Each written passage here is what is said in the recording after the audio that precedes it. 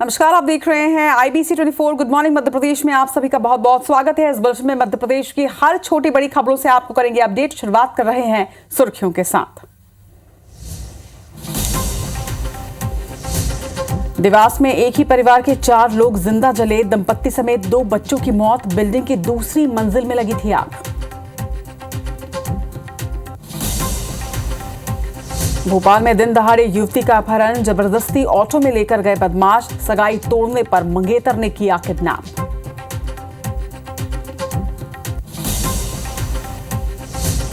पूर्व आरक्षक के दोस्त की कार से 52 किलो सोना और 10 करोड़ नकदी बरामद, लोकायुक्त ने दी थी कांस्टेबल सौलभ शर्मा के घर दबिश, वाहन से मेकअप का सामान और पुलिस कैप भी मिला।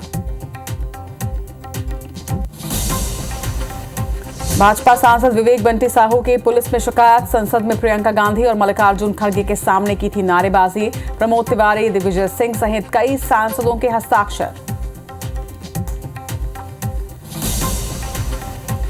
रतलाम में शराब दुकान में बदमाशों का धावा, रुपए और शराब की बोतल लेकर फरार आरोपियों की तस्वीर सीसीटीवी में हुई कैद।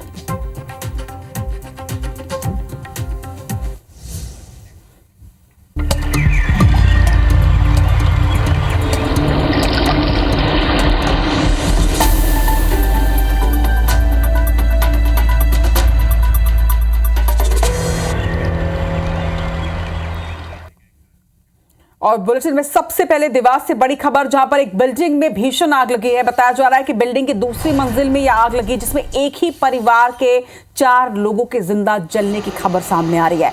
दंपत्ति और 2 बच्चों की मौत हो गई है। आग बुझाने में फिलहाल दमकल विभाग की टीम जुटी हुई है। देवास के नयापुरा की घटना बताई जा रही है। तो तस्वीरें भी आप देख रहे हैं, घर के अंदर की ये तस्वीर आप देखिए कि किस तरह से यहां पर आग लगी थी। देवास की तस्वीर है। बताया जा रहा है कि एक बिल्डिंग की दूसरी मंजिल में आग लगी, अचानक से आग लगी और आग देखते ही देखते पूरे घर को उसने अपनी चपेट में ले लिया। दर्दनाक हादसे में एक परिवार के 4 लोगों के जिंदा जलने की खबर सामने आ रही है। बताया जा रहा है कि दंपत्ति सहित दोनों बच्चों की इसमें मौत हो गई है।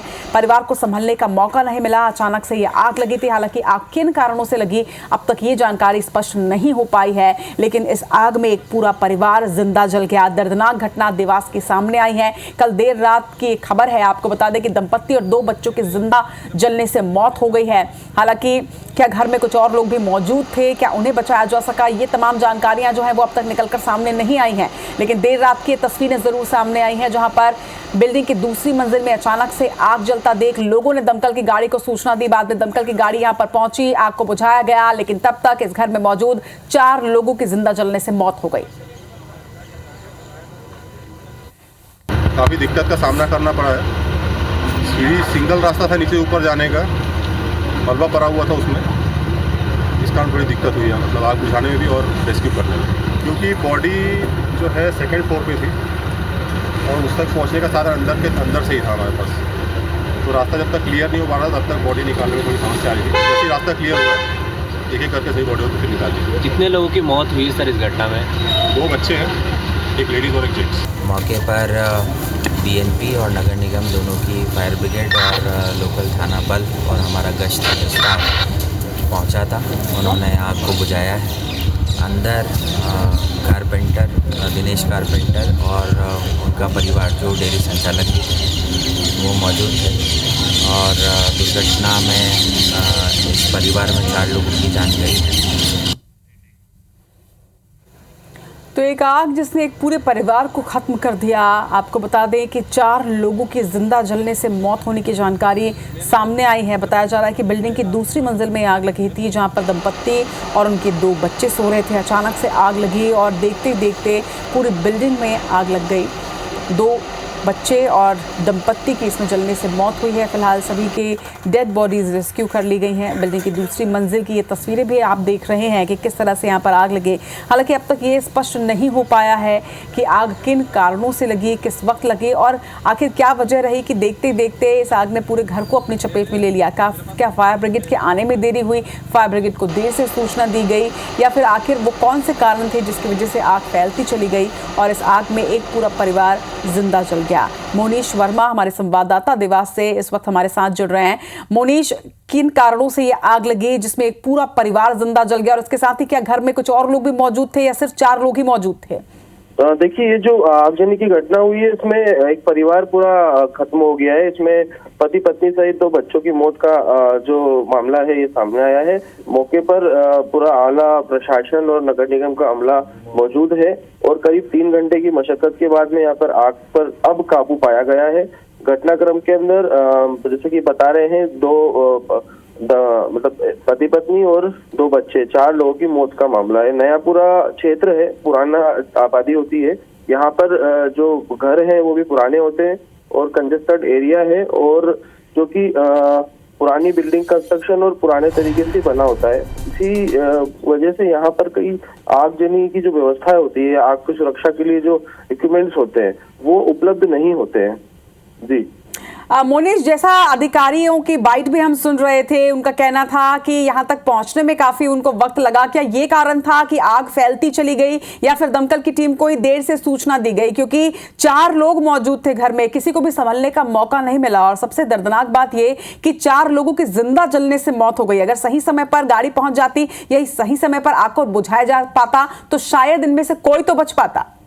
देखिए, जिस तरह से देर रात की घटना है, आग लगने की जो सूचना है वो कन्वे होते होते भी समय लग जाता है। हालांकि पुलिस कंट्रोल रूम से जब इस को प्रसारित किया गया तो सभी विभागीय दमकल भी वहां पर मौजूद हुए, लेकिन जैसा कि देखा जा रहा है कि ये जो क्षेत्र है ये काफी पुराना क्षेत्र है और एक बस्ती टाइप है। तो यहाँ पर जो रास्ते हैं वो भी गलियों जैसे हैं और वहां तक पहुंचने में काफी समय तो लगता ही है, क्योंकि जो हैवी व्हीकल या फिर जैसे कि फायर ब्रिगेड से और ये जो बड़े इक्विपमेंट्स होते हैं जो आग पर काबू पाने के लिए, तो वो वहां पर पहुंचने में समय तो लग ही जाता है।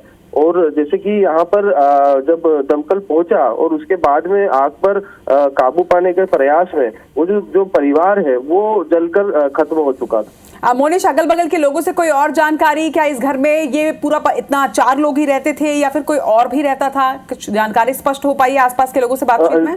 देखिए, इस घर में और भी जो लोग थे वो अभी मौजूद नहीं थे। अभी ये 4 ही लोग मौजूद थे। रहते तो और भी लोग थे जो इन्हीं का परिवार का दूसरा मतलब इन्हीं के परिवार के लोग थे, जो इनके भाई या जो, लेकिन आज के समय में ये खुद ही वहां मौजूद थे और आग की घटना में अभी फिलहाल यही परिवार की मृतक होने की जानकारी मिली है। यानी कि जिस वक्त ये घटना हुई उस वक्त जितने भी लोग उस घर में मौजूद थे सभी की जलने से मौत हो चुकी है। तमाम बातचीत के लिए आपका शुक्रिया।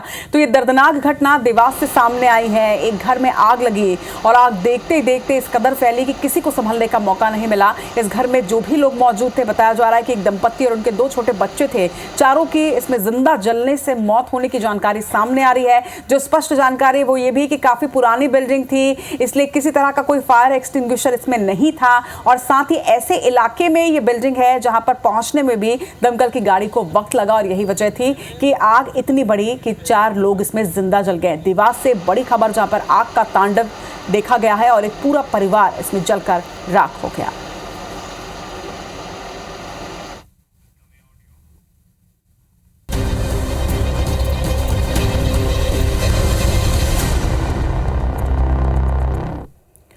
और अब बात मध्य प्रदेश के उस खबर की जिसने प्रदेश ही नहीं बल्कि पूरे देश को हैरान कर दिया है। एक पूर्व आरक्षक जिसने सिर्फ 12 साल नौकरी की, लेकिन इस 12 साल की नौकरी में उसके यहां से करोड़ों का सोना, चांदी और कैश मिला है। लोकायुक्त की टीम पूर्व आरक्षक सौरभ शर्मा के ठिकानों पर कार्रवाई में जुटी हुई है, जिसके दोस्त की कार से भी 52 किलो सोना और 10 करोड़ कैश जब्त किया गया। ये कार मेंडोरा से कुशालपुर रोड पर लावारिस खड़ी मिली। कार के शीशे जब तोड़े गए, जब कार की तलाशी ली गई तो बैग में 52 किलो सोना और 9 करोड़ से भी ज्यादा कैश बरामद किया गया। जानकारी के मुताबिक ये कार चेतन गौर की है, जो कि सौरभ शर्मा का दोस्त बताया जाता है। कार से मेकअप का सामान और परिवहन विभाग की महिला पुलिसकर्मी की कैब भी मिली, जिसके बाद ये मामला और भी संदिग्ध लगता है। सूत्रों के मुताबिक इस गाड़ी को प्लॉट में छोड़ते वक्त गाड़ी में परिवहन विभाग की महिला आरक्षक मौजूद थी और जल्दबाजी में कैब गाड़ी में ही छूट गई। सौरभ शर्मा के ऑफिस में चांदी की 200 सिल्लियां भी मिली हैं। ये सिल्लियां जमीन के अंदर छिपा कर रखी गई थी। तस्वीरें भी आप देख रहे हैं। ऑफिस में 500 से ज्यादा दस्तावेज मिले हैं। ऑफिस में अंडरग्राउंड लॉकर बनाया गया था। पुलिस ने आयकर विभाग को फिलहाल केस की जांच रिपोर्ट सौंप दी है। आपको बता दें कि मामले में DRI और ED की एंट्री हो सकती है।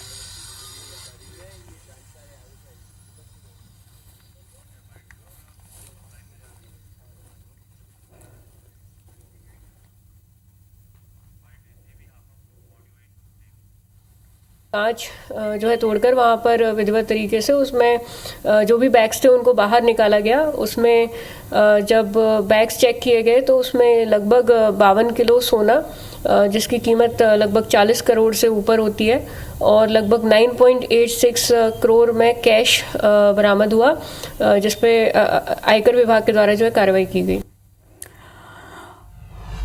इस खबर पर हरप्रीत कौर रिन हमारी भोपाल संवाददाता इस वक्त हमारे साथ जुड़ रही हैं। हरप्रीत, हर रोज नए खुलासे, पहले दिन में ही जिस तरह से 30 किलो चांदी और 3 करोड़ कैश मिला था, तभी ये चौंकाने वाला खुलासा था। लेकिन अब तो ये राशि और सोने चांदी की ये मात्रा बेहद बड़ी होती जा रही है। अकूत संपत्ति रोज सामने आ रही है। इस वक्त क्या अपडेट?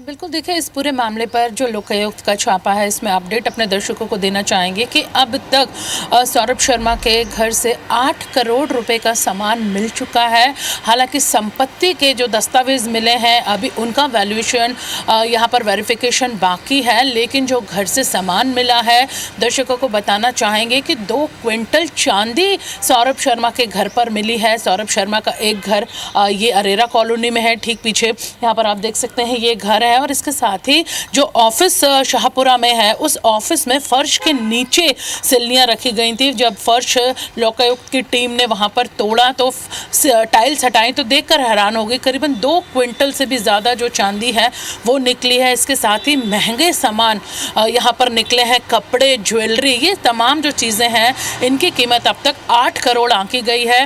कैश जो है वो 3 करोड़ रुपए मिला है और इसके साथ ही महंगी गाड़ियाँ, तमाम चीज़ें। इस पूरे मामले में अब रेवेन्यू इंटेलिजेंस यानी DRI और ED की जल्द एंट्री हो सकती है, क्योंकि मेंडोरा में कल जो कार मिली है जिसमें 52 किलो सोना, करीबन 45 करोड़ कीमत का और 10 करोड़ कैश मिला है, उस पूरे मामले में आयकर विभाग के बाद अब रेवेन्यू इंटेलिजेंस और ED की एंट्री हो सकती है। इसके साथ ही अभी तक सौरभ शर्मा के बारे में लोकायुक्त को कोई जानकारी नहीं मिली है, उसका पासपोर्ट नहीं मिला है। बताया जा रहा है कि वो अपनी पत्नी के साथ दुबई गया था और फिलहाल जो घर वाले हैं उनका कहना है कि वो मुंबई में है, लेकिन उसका फ़ोन लगातार स्विच ऑफ आ रहा है।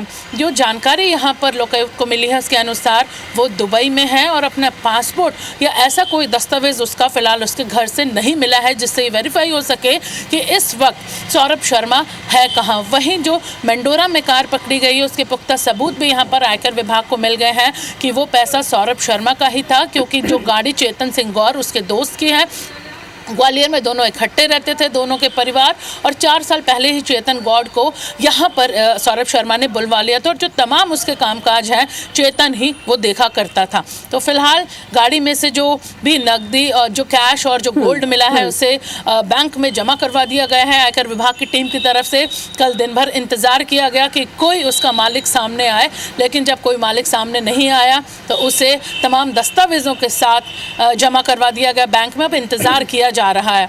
लेकिन देखिए हरप्रीत, इसमें अकूत संपत्ति तो मिली है। देखिए सौरभ शर्मा और उसके दोस्त तो अब कार्रवाई उन पर की ही जाएगी, लेकिन इसके साथ ही पुलिस की जो भूमिका है उस पर भी कई सवाल खड़े हो रहे थे, क्योंकि जो गाड़ी मिली है उस गाड़ी में ना सिर्फ मेकअप का सामान बल्कि इसके साथ ही आरक्षक की टोपी भी मिली है, कैप भी मिला है। इसके बाद भी कई तरह के सवाल खड़े हो रहे थे।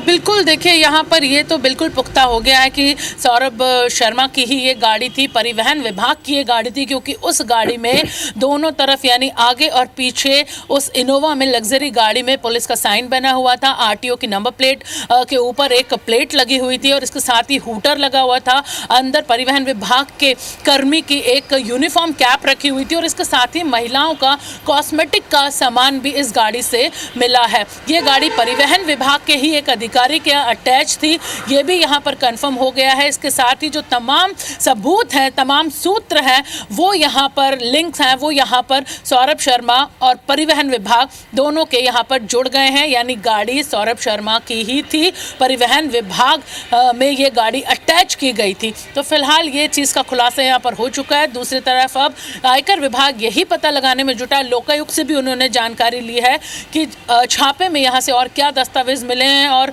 जो तमाम सबूत यहाँ पर मिले हैं कि ये सौरभ शर्मा का पैसा था जो मंडोरा में ले जाकर लवारिस हालत में उस गाड़ी में रख दिया गया था ताकि समय मिलते ही उसे दूसरी जगह पर भेज दिया जाए। लेकिन आयकर के हत्थे वो चढ़ गया। पुलिस की अगर यहाँ पर बात की जाए तो पुलिस की जो थ्योरी बयान सामने आया है कि पुलिस को जानकारी मिली, लवारिस गाड़ी खड़ी और उन्होंने आयकर विभाग को जानकारी दी। तो फिलहाल ये पहेली यहाँ पर सुलझती हुई नजर आ रही है कि पुलिस ने ये बात भले ही कही हो कि हम मौके पर पहुंचे और देखा, लेकिन पुलिस को कैसे इस बात का अंदेशा था कि इस कार के अंदर गोल्ड है या फिर इतनी बड़ी मात्रा में कैश रखा हुआ है। तो फिलहाल भले ही पुलिस इस बात का ये इस तरीके से बयान दे रही हो, लेकिन कहीं ना कहीं पुलिस भी अपने बयानों में उलझती हुई नजर आ रही है। निश्चित तौर पर हरप्रीत, क्योंकि जो कुछ भी खुलासे हो रहे हैं उसके बाद कई भूमिकाएं भी संदिग्ध नजर आ रही है। फिलहाल तो अकूत संपत्ति का ब्यौरा सामने आया है, लेकिन सबसे बड़ा सवाल ये कि आखिर ये अकूत संपत्ति का मालिक वाकई में सौरभ शर्मा है या इसके पीछे कोई बड़ा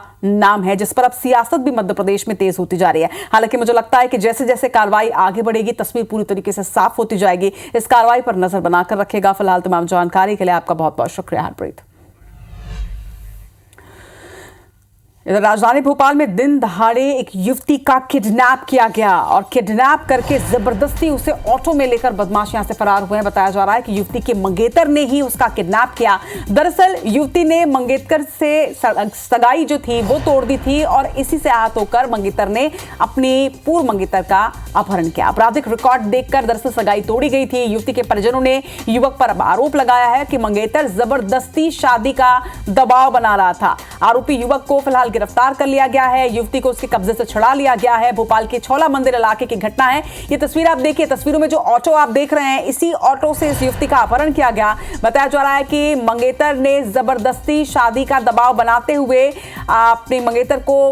अपनी पूर्व मंगेतर को किडनैप किया था। पहले उसे घर से बाहर बुलाया गया और फिर अचानक से उसे ऑटो में बैठाकर यहां से युवक फरार हो गया। बाद में पुलिस ने फिलहाल युवक की गिरफ्तारी भी कर ली है, साथ ही युवती को उसके कब्जे से छुड़ा लिया है। परिजनों ने यह भी आरोप लगाया कि दबाव बनाया जा रहा था शादी का। दरअसल आपराधिक रिकॉर्ड इस युवक का सामने आया था, जिसके बाद सगाई को तोड़ा गया था, लेकिन युवक इसके बावजूद भी दबाव बना रहा था शादी के लिए।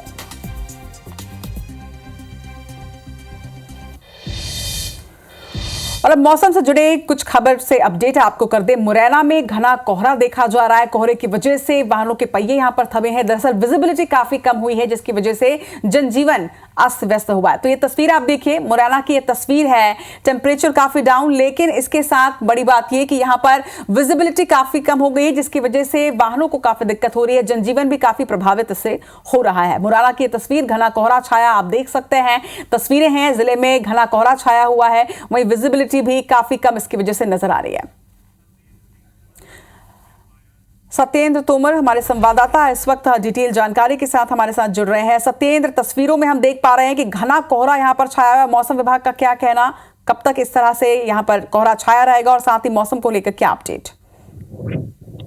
बिल्कुल साफ तौर से देखा जाए, जिस तरीके से मौसम विभाग के अधिकारियों ने बताया है कि जो तापमान है आज 6 से 7 डिग्री दर्ज किया गया है, और उसके अलावा देखा जाए तो कोहरा सुबह 6 बजे से लेकर और लगातार अभी भी जारी है। जिस तरीके से देखने में आ रहा है कि चूंकि लगातार जो टूरिस्ट है या तमाम जो वाहन है वो भोपाल से दिल्ली निकलने वाले हैं, चूंकि नेशनल हाईवे 44 से जुड़ा हुआ ये पूरा रोड है, तो जिस तरीके से देखने में आता है कि वाहनों के पहिए भी थमे हैं। चूंकि लंबे रोड के जो वाहन है वो भी गति है वो भी कहीं ना कहीं कम हुई है। चूंकि कोहरा इतना घना है कि 50 मीटर से अधिक जो रास्ता है वो भी नहीं दिख रहा है। वाहन एक दूसरे के पीछे कतारबद्ध बनाकर वाहन निकाले जा रहे हैं। तो कहीं ना कहीं देखने में आ रहा है कि अब चूंकि जिस तरीके से सर्दी का जो सितम है और कोहरा लगातार जिस तरीके देखने में आ रहा है, क्योंकि सबसे बड़ा कारण यह है कि ये दिल्ली से मुरैना जो जिला है वो दिल्ली से नजदीक है, राजस्थान भी काफी नजदीक है, तो इस कारण से इस इलाके में सबसे ज्यादा कोहरा भी देखने के मिलता है। और उसके अलावा अगर संभाग की बात की जाए तो सबसे अधिक जो सर्दी का मौसम है वो दतिया इलाके में देखने को मिलता है। भिंड हो या सोपोर जिले के भी जिलों, सोपोर और भिंड दोनों ही जिलों में भी सर्दी का सितम देखने, वहीं किसानों के जरूर चेहरे खिलते हुए नजर आ रहे हैं। उसका साफ कारण है कि गेहूं और सरसों की जो फसल है उसमें ये देखने में आता है कि जिस तरीके से कोहरा और सर्दी अधिक पड़ती है तो गेहूं और सरसों में दोनों में ही ये लाभकारी रहती है, और जितना कोहरा पड़ेगा उतना ही गेहूं करने वाले जो किसान हैं उनको कहीं ना कहीं फायदा देखने को लिए मिलता है। तो और अगर देखा जाए तो इस पूरी सर्दी से जो तापमान कम हुआ है 6 से 7 डिग्री रहा है, तो इससे लोगों का जनजीवन है वो भी अस्त व्यस्त हुआ है। वहीं जिला प्रशासन की बात की जाए तो कलेक्टर ने जो स्कूल है, शासकीय और अर्ध शासकीय जो स्कूल है उनकी भी टाइमिंग बढ़ा दी गई है। 9 बजे से अब स्कूलों लगना शुरू कराए गए हैं। तो क्योंकि कहीं ना कहीं कक्षा 1 से कक्षा 8 के जो छात्र छात्रा हैं उनको भी सर्दी से बचाने के लिए घर में रखने की, और वहीं डॉक्टर भी लगातार इस और सर्दी से बचाव के तमाम सारी जो अपडेट है वो भी लगातार बताने में जुटे हुए हैं। जी बिल्कुल, मौसम से जुड़ी इस तमाम अपडेट के लिए आपका बहुत बहुत शुक्रिया सत्येंद्र।